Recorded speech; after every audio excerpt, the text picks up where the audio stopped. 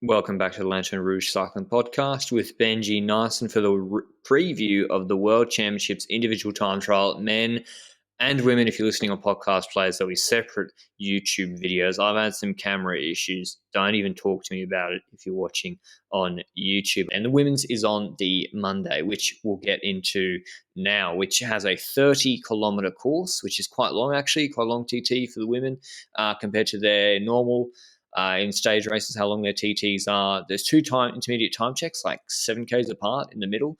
And it's a very similar sort of course. They finish in Bruges, start Knocker Heist. There's like 5 turns max, maybe 4 turns. And the start list is pretty strong as well. We've got a lot of the riders that have been doing well in TTs recently, particularly Madeleine Reuser, the Swiss rider, who she's been absolutely flying in the last 6 weeks. Got Lisa Brennauer, Lisa Klein, two big riders for Germany. Emma Norsgaard should do well from Denmark. Got Ellen van Dijk and Van Vleuten for the Netherlands.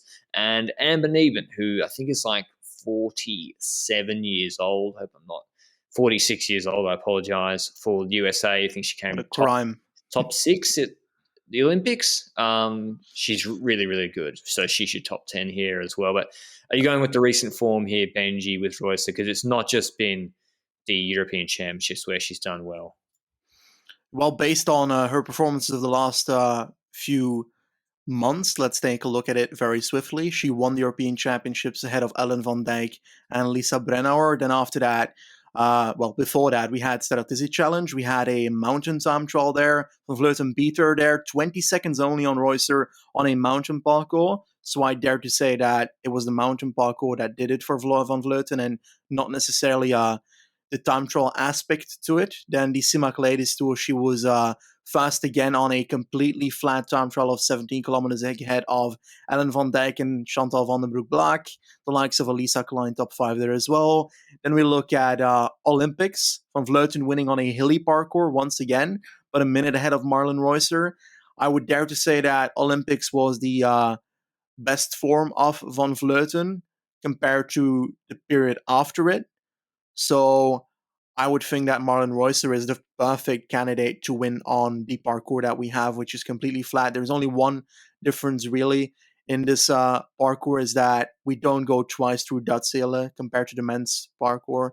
And in terms of cornering, that reduces one corner near Bruges, but it's not going to be too much of a difference in terms of cornering throughout the parcours really. So I would dare to say, with the limited amount of corners we have, Marlen Reuser is my favorite, and I'm indeed looking at Van Vleuten to do quite well here as well. But I would not be counting out the likes of Van Dijk, certainly for a podium. And then perhaps the Germans as well, next to your Amber Neben. I think like Brenner or Klein are usually pretty decent as well on flat time trials. But you have like a name out there that is also fitting on this parcours? Kiesenhofer, maybe, the Austrian Olympic champion in the road race, maybe could push it top 5, but I don't know. It's like Reuser was so far ahead in European Championships from everyone except Ellen van Dijk. She was a minute over a 22-kilometer course. She's a minute ahead of the two Germans, Brennauer and Klein, and then it's 2 minutes back to Kiesenhofer. So these are huge gaps. Van Vleuten did not do that race from what I can see. Van der Breggen's not doing this race, nor did she do that race. I think AVDB's kind of checked out a little bit from what I've seen and have been sort of riding in a domestique role recently. I don't know. I don't know Reuser well enough, Benji, to know whether the extra 8Ks helps her or hinders her as against Ellen van Dijk. I think that helps Van Vleuten more than Reuser. Good question.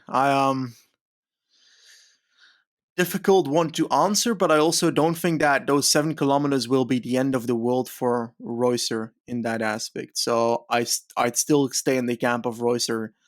I would look more into like 40 kilometers to see if that changes. But then we're talking about a relatively very long time trial compared to the rest of the season of women's ITTs. And I don't know. I think the difference between Van Dijk and Van Vleuten is what makes me curious, because Van Dijk is obviously a very good time trialist on the flat. Van Vleuten, we've seen mainly time trial on the hills and on the mountains recently. So to judge where Van Vleuten will land in that top 5 to top 3 for me, I honestly don't know whether I would put her ahead of Van Dijk or behind Van Dijk myself. Because like it's pretty clear that my personal favorite for this one is Marlon Reusser, but it's just based on the results she's had so far. But what do you think, Van Vleuten, compared to like the flat two tiers?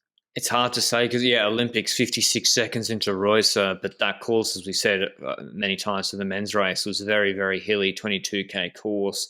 We saw there was an uphill TT in the Ceratizit La Vuelta Challenge.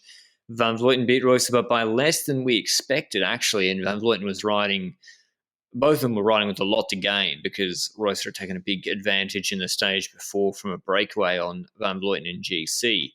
So, that 56 seconds, that's a lot. I don't know, Benji. I feel like it's going to be very, very close between Royce and Van Vleuten. I think my podium is Marlon Royce, Annemiek van Vleuten, and Van Dijk, but pretty closely between each other. What about you?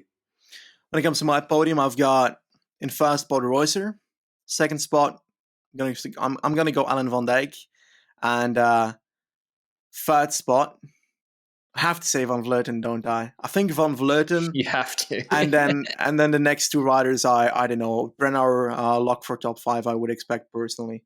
Yeah, Brennauer and Klein should go top 5 as well. Is Subalanskaya doing it? The Ukrainian. She's always no clue. She's not. Or she Uzbek. I'm not having a good day with the names at the moment. Let's not. No, she's Uzbek. Jesus, okay. I've stuffed it again. I've confused Portugal Let's not with Uruguay and Uzbekistan. Discuss those politics. She's really, really good. She always does well at World Championships. She's 41. She got, I think, 26 wins. And like, where did she come last year? She didn't. She DNS, but she's one to look out for a top 10 as well. I know I'm hyping her up, but just dark horse, Olga Zabelinskaya for the World Championships TT top 5. You can never count her out. But yeah, I think it'll be pretty straightforward, and I'm looking forward again to see what if the Swiss lock out Benji, both Kung and Marlon Reusser. They'll be on fire. Yes, certainly. And they did so at European Championships where they both won. And true.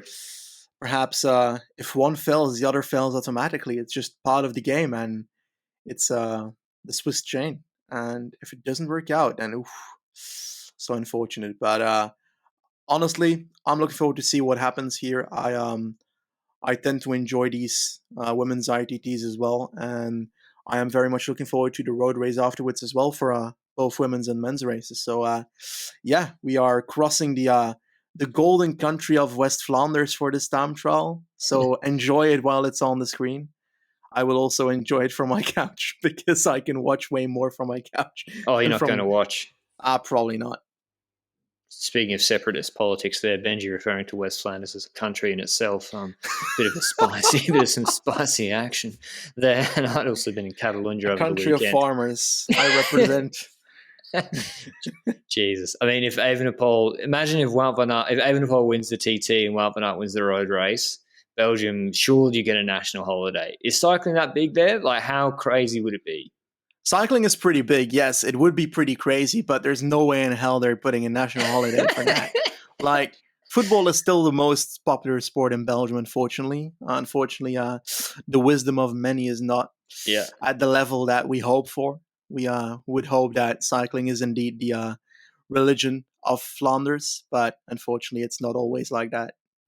It's such a weird season. We've still got Paris-Roubaix to come as well in few weeks, October 2nd, and then we've got the Tour de France route reveal 2 weeks after that in Paris, which Benji and I like. That's one of my favorite times of the season, reacting to that. But World Championships coming up this week, men's TT Sunday, women's on the Monday. A little bit strange, the scheduling. I would have thought the women's would be on Saturday, but that's how it's organised, it seems. We'll obviously have the road race previews coming out in the next few days. Make sure you follow us on Twitter at Lanterne Rouge CP to keep abreast of the news on when exactly those come out, as well as sometimes it takes longer to edit the YouTube videos for the pods. So the podcast version always goes up earlier as one full file, particularly for the Grand Tour previews and World Champs sort of previews. But we hope you enjoyed this preview. Let us know who your podium picks are, and we'll see you soon. Ciao.